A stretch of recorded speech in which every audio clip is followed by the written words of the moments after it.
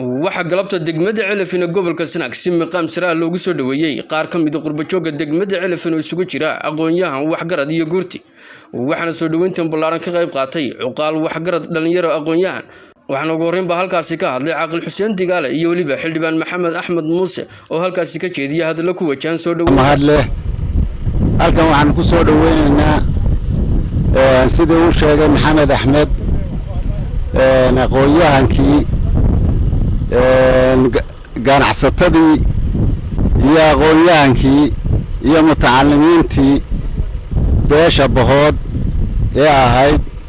qurba joogta waxaanu leenahay ku soo dhawaada dhulkiinii hooyo degmadiinii ku soo dhawaada gobolkiinii ku soo dhawaada aad iyo aadna waa idin soo dhaweynaynaa bismillahir rahmaanir rahiim waxaan ku soo dhaweynaynaa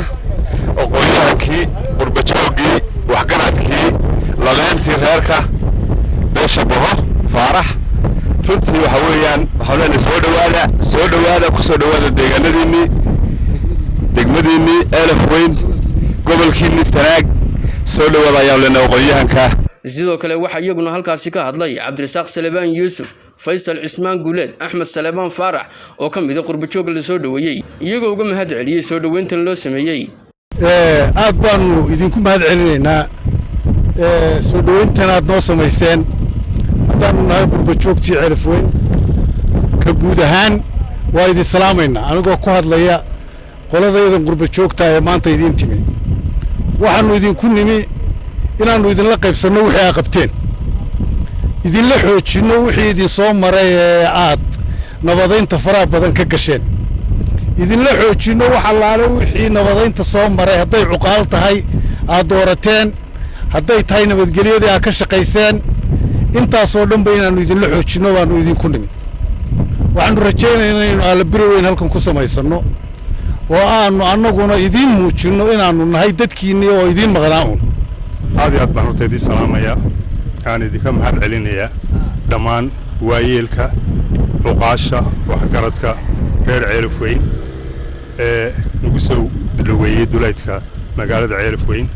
run ahaantii wax badan oran maayo wixii mahadnaqada horaa loo yiri odayada aan wada soconay ujeedadayada guud aan u soo boqolay waxa ay inaanu xoojino nabadgelyada nabaduna waa dariiqa ugu horeeya ee horumar lagu gaaro meelaan nabad jirin horumar lagama gaaro marka waxaanu jecelahay inaanu xoojino nabadii waxaanu jecelahay inaanu isxog wareysano oo baahiyiinana wax ka ogaano si aanu maartay wixii wax qabada horumarka gaar ahaan waxbarashada iyo wax allaale wixii horumarka kale ee deegaanka aanu qayb ka noqon karo aanu idinka caawino run ahaantiina aad iyo aad baan idinka mahad celinayaa mar labaad soo dhaweyntan sharafta leh iyo maqaamkan mudan ammaanta ee aan ugu qaabisheen maanta waana mahadsantihiin waxaanu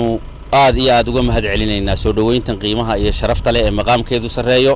ee aan ugu qaabisheen annaguna waxaanu idiin siinaa muqaabilkeeda oo ah niyadsan calool wanaag iyo waddankayaga aanu ku soo noqonnay waxaanu sii xoojinaynaa wixii wanaagahee ka jiray degmada haddii ay tahay wixii la soo qabtay ee nabada waanu sii xoojinaynaa haddii ay tahay cuqaasha iyo odayaasha wanaagga iyo nabadda ka soo shaqeeyey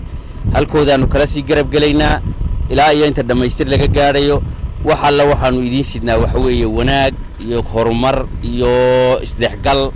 iyo nabaddii oo la daadajiyo oo gobolka lagu soo dabaalo xaalad horumarineed oo dhexda loo xidho sidii dadku ay isu dhexgeli lahaayeen ummaddu ay maartay uga wada shaqayn lahayd wanaagga ayaanu u nimi waxaanu mar labaad iyo mar saddexaadba idinka mahad celinaynaa idinkana soo dhaweynta aan noo samayseen aad iyo aad baan markaa idinkaga mahad celinaynaa waa Maxamed Sute telefishinka qaranka Jamhuuriyadda Soomaaliland